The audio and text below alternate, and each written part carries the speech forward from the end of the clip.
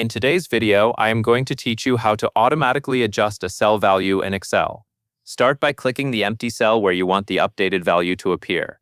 This will be the cell that displays the result of your calculation. Choosing the result cell first helps keep your worksheet organized and makes it clear where the adjusted number will show up. Next, type an equal sign on your keyboard. In Excel, every formula begins with an equal sign. This tells Excel that you want to calculate something instead of entering regular text or a fixed number. After that, click the cell that contains the original number you want to adjust. This is your source cell. By selecting that cell in the formula, you are linking the result to the original value.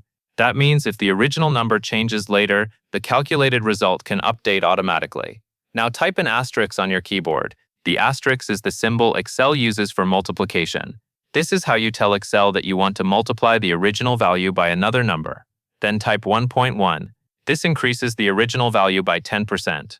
For example, if the source cell contains 100, multiplying it by 1.1 gives you 110.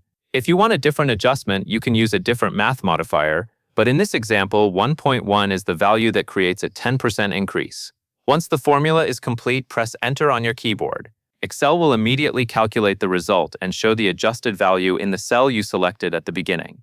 To confirm that the formula works correctly, click the original source cell that you used in the formula. Type a brand new number into that cell, and then press Enter again. This simulates updating your data and lets you test whether the linked formula responds the way it should. Now look back at the first cell, the one with the formula. You should see that it automatically adjusts to match the new calculation based on the updated source value. This is useful anytime you want Excel to recalculate values without having to do the math manually each time. That covers everything you need to know.